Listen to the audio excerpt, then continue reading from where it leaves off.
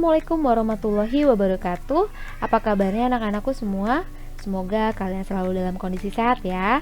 Baik, kita akan melanjutkan materi. Materi selanjutnya adalah tentang struktur jaringan pada tumbuhan. Kita lihat kompetensi dasarnya, yaitu kalian mampu menganalisis keterkaitan antara struktur sel pada jaringan tumbuhan dengan fungsi organ pada tumbuhan. Kemudian kalian bisa menyajikan data hasil pengamatan struktur jaringan dan organ pada tumbuhan. Kita lihat peta konsepnya ada 3. Yang pertama struktur tubuh tumbuhan, yang kedua struktur jaringan tumbuhan, dan yang ketiga aplikasinya adalah kultur jaringan pada tumbuhan. Seperti pada materi yang sebelumnya, yaitu sel merupakan unit terkecil dari kehidupan. Nah, sel yang memiliki struktur dan fungsi yang sama itu akan membentuk jaringan. Jaringan pada tumbuhan dibagi menjadi 2. Ada jaringan meristem dan ada jaringan dewasa. Nah, jaringan yang memiliki struktur dan fungsi yang sama akan membentuk organ.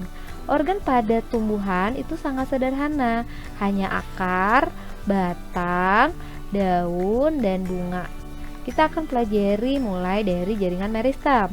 Jaringan meristem ini memiliki ciri-ciri. Yang pertama adalah sel-selnya bersifat embrionik, artinya aktif membelah. Dinding sel tipis, selnya sederhana atau belum terdiferensiasi, tidak ada rongga dan ruang antar sel. Nah, berdasarkan letaknya dibagi menjadi 3. Ada meristem apikal, berarti meristem ini letaknya ada di ujung akar dan ujung batang ya. Kemudian ada meristem interkalar, berarti meristem interkalar ini di antara jaringan dewasa. Oke, kemudian kolateral berarti sejajar dengan organ ditemukan. Contohnya adalah kambium di sini ya. Kemudian berdasarkan asal terbentuknya, yang pertama adalah promeristem. Promeristem ini merupakan meristem tingkat embrio atau masih dalam organ biji. Kemudian ada meristem primer dan sekunder. Kita akan lihat perbedaannya. Untuk yang primer, meristem primer ini akan menghasilkan pertumbuhan primer. Berarti tumbuhan itu akan tambah tinggi. Karena apa? Karena hasil aktivitas pembelahan dari jaringan meristem yang ada di ujung akar dan ujung batang. Kemudian untuk yang meristem sekunder berarti menghasilkan pertumbuhan sekunder. Pertumbuhan ini berarti tanamannya nanti akan tambah besar. Karena apa? Karena ada aktivitas kambium yang membelah, sehingga akar dan batang akan membesar secara diametris. Berarti hanya yang dikotil saja yang mengalami pertumbuhan sekunder. Kemudian yang berikutnya ada jaringan dewasa. Jaringan ini telah berdiferensiasi dan terspesialisasi menjadi suatu fungsi khusus. Sifatnya tidak bisa kembali lagi, vakuolnya besar, selnya mengalami penebalan. Kemudian terkadang selnya mati ditandai dengan tidak adanya sitoplasma. Kemudian terdapat ruang antar sel. Nah, kita akan pelajari satu persatu dari jaringan dewasa. Mulai dari jaringan epidermis, di mana jaringan ini merupakan lapisan terluar dari tumbuhan, sehingga berfungsi sebagai pelindung dan tepat sebagai pertukaran zat ya. Tersusun dari selapis sel pipih yang rapat karena fungsinya kan sebagai pelindung. Kemudian pada daun itu tidak berklorofil, tapi khusus untuk stomata ya, ini punya klorofil. Banyak modifikasinya. Jadi ini contoh modifikasi pada epidermis pada daun. Ada stomata, trikomata, duri, filamen, dan zat kersik. Nah, apabila batang dan akar telah menebal akibat pertumbuhan sekunder, maka fungsi dari epidermis ini digantikan oleh jaringan gabus, di mana jaringan ini nanti akan aktif membelah ke arah luar membentuk velum dan ke arah dalam membentuk struktur yang namanya veloderma. Oke. Kemudian selanjutnya ada jaringan dasar atau korteks. Kenapa disebut jaringan dasar? Karena di jaringan ini ada beberapa jaringan ditemukan, sehingga fungsinya sebagai tempat melekatnya jaringan lain, memperkuat kedudukan jaringan lain, dan bisa sebagai penghasil dan penyimpan cadangan makanan. Strukturnya mirip-mirip ya, meskipun ada perbedaannya. Kemudian terdiri dari jaringan parenkim, kolenkim, dan sklerenkim. Kita lihat, kalau yang parenkim di sini dia memiliki ruang antar sel ya. Kalau kolenkim dia tidak punya ruang antar sel, dan sklerenkim dia tidak punya ruang antar sel. Kemudian kalau parenkim selnya hidup, dilihat dari dia punya sitoplasma. Kemudian kolenkim dia punya sitoplasma. Kemudian yang sklerenkim dia selnya mati, tidak ditemukan sitoplasma. Kemudian untuk kolenkim dan sklerenkim ini membentuk fungsi khusus yaitu jaringan penguat. Berarti fungsinya untuk memberi pengkokoh atau penguat pada tumbuhan. Kalau kolenkim dia penguat tumbuhan yang masih muda, yang masih tumbuh, atau yang herba. Herba itu seperti contohnya batang pada pisang, gitu ya. Kemudian kita lihat kalau di kolenkim di sini tidak mengalami penebalan lignin dan selnya hidup. Artinya di sini ada sitoplasmanya. Tapi kalau sklerenkim ini dia penguat tumbuhan dewasa dan dindingnya tebal, kemudian mengalami penebalan lignin ya, lignifikasi, dan di selnya tidak ditemukan sitoplasma sehingga sifatnya selnya mati. Nah, ini adalah sel yang namanya sclerate atau sel batu. Contohnya adalah di batok kelapa. Nah, batok kelapa itu kan keras ya. Nah, itu karena tersusun dari sel sklerenkim. Kemudian lanjut kita bahas jaringan pembuluh atau pengangkut. Fungsinya untuk mengangkut. Kalau xilem untuk mengangkut air dan mineral dari akar dan daun, kalau phloem untuk mengangkut hasil fotosintesis dari daun ke seluruh tubuh. Kita lihat dulu yang xilem. Nah, yang xilem ini tersusun atas tabung pembuluh ya. Tabung pembuluh ada dua jenisnya, ada tracheid dan ada trachea. Kemudian ada serabut juga di sini. Kemudian selnya mati dan dindingnya mengalami penebalan lignin. Kalau phloem dindingnya tidak mengalami penebalan lignin gitu ya. Kemudian tersusun dari sel bulu tapis dan ada serabut phloemnya juga. Nah, ini gambarnya nih, bisa kalian bedakan ya. Di sini ada penebalan untuk yang xilem, tapi yang phloem tidak. Kemudian kita akan lanjut ke organ. Nah, jaringan yang sama membentuk organ. Nah, organ yang pertama kita bahas adalah akar. Akar fungsinya untuk mengokohkan tegaknya tumbuhan, menyerap air dan mineral, kemudian menyimpan cadangan makanan gitu ya. Nah, morfologinya itu ada mulai dari root cap. Root cap ini ada di ujung akar. Ini fungsinya untuk melindungi akar. Ada rambut akar, ada cabang akar, ada batang akar.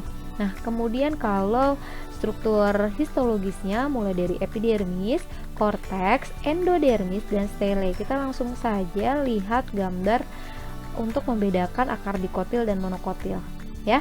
Nah, di sini gambar akar mulai dari lapisan terluar epidermis, selnya rapat, kemudian ada korteks. Korteks ini jaringan dasar, kemudian ada lapisan dalam yang namanya endodermis ya, endodermis. Kemudian ada perisikel. Perisikel ini nanti asalnya adalah dari prokambium. Kemudian ada stele, silinder pusat, di mana di sini ada pembuluh xilem dan ada pembuluh phloem. Nah, ini perbedaan antara yang dikotil dan monokotil. Saya ambil contoh saja satu, karena dikotil dia memiliki kambium sehingga jenis endodermisnya adalah tipe sekunder. Artinya tipe ini nanti akan menghasilkan pertumbuhan sekunder di mana kambiumnya akan tambah tebal dan batangnya akan tambah besar. Kemudian kebalikannya untuk yang monokotil. Untuk yang dikotil biasanya kan batangnya itu lebih keras ya, karena memang korteksnya tidak diperkuat oleh kolenkim, tapi kebanyakan oleh sklerenkim, seperti itu. Kemudian selanjutnya adalah batang. Nah, batang ini tempat duduknya daun, kemudian sebagai lintasan air, mineral, dan makanan antar bagian tumbuhan. Morfologinya ada apikal batang, ada nodus tempat duduk daun, dan ada internodus. Untuk histologinya sudah tidak ditemukan lagi endodermis ya, tapi di sini hanya epidermis, korteks, dan stele. Sebenarnya kan akar itu nanti akan lanjut ke batang juga ke atas. Jadi hampir mirip nih. Kita lihat di sini ada penampang melintang dari batang dikotil dan monokotil. Untuk yang dikotil ini tersusun rapi ya, karena memang di sini ada kambium vaskuler. Kambium vaskuler ada di tengah-tengah nih. Kambium pembuluh, kambium vaskuler itu, sehingga nanti akan terdapat berkas pengangkut di mana xilem dan phloem akan tersusun seperti cincin dengan phloem terletak di sebelah luar ya, dan xilem terletak di sebelah dalam. Tipenya namanya kolateral terbuka. Tapi kalau di monokotil karena tidak ada kambium vaskulernya, maka berkas pengangkutnya tersebar sehingga tidak terlihat batasan antara korteks dengan stele Oke. Kemudian selanjutnya adalah daun. Daun ini fungsinya untuk menangkap cahaya pada saat fotosintesis, kemudian transpirasi dan transportasi. Oke. Kemudian tersusun atas epidermis, mesofil ya, dan berkas pembuluh angkut. Kita lihat di sini epidermisnya ada dua, ada epidermis atas dan bawah. Biasanya tuh ada dilengkapi dengan struktur yang namanya kutikula. Kemudian ini ada modifikasinya yaitu stomata dan ada korteksnya. Korteksnya di sini adalah namanya itu mesofil gitu ya. Tersusun dari parenkim, palisade dan spons. Dilihat dari bentuknya, kalau palisade di sini banyak klorofil sebagai tempat fotosintesis dan spons itu untuk aerasi. Kemudian di sini ada xilem dan ada floem. Oke, kemudian yang berikutnya adalah bunga.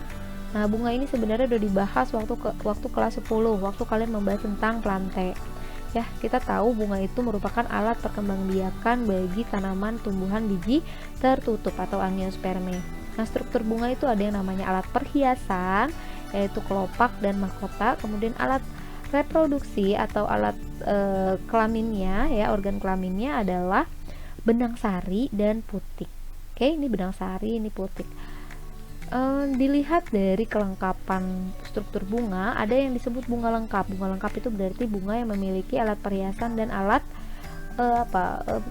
alat kelamin ya. Jadi dia punya benang sari dan putik, dia punya kelopak dan mahkota. Ini bunga lengkap nih. Nah, bunga sempurna berarti bunga yang memiliki alat reproduksi tanpa atau dengan alat perhiasan. Nah, ini yang ada benang sari berarti dia bunga jantan, dan yang putik berarti bunga betina. Kemudian selanjutnya bagaimana pengangkutan air dan mineral terjadi di dalam tumbuhan. Oke, jadi bisa lewat di luar pembuluh atau ekstravaskuler, yaitu lewat jalur apoplas. Jalur apoplas ini berarti air tanah itu akan secara difusi masuk melalui bagian yang tidak hidup. Contohnya adalah dinding sel dan ruang antar sel. Jadi yang lewat yang nggak ada sitoplasmanya. Kalau jalur simplas berarti jalur air tanah ini nanti akan menyerap ke bagian yang hidup dari tumbuhan tersebut, contohnya lewat vakuola, lewat sitoplasma gitu ya. Dan untuk intravaskuler berarti dia lewat pembuluhnya berarti kalau transport air dan mineral ya lewat xilem. Nanti dari rambut akar akan dialirkan ke epidermis, ke korteks, ke endodermis, lalu ke xilem akar, dilanjutkan ke xilem batang, dan akhirnya ke xilem daun. Air dan mineral ini nanti akan dipakai untuk proses yang namanya fotosintesis yang akan disimpan di parenkim mesofil daun, yaitu parenkim palisade gitu ya.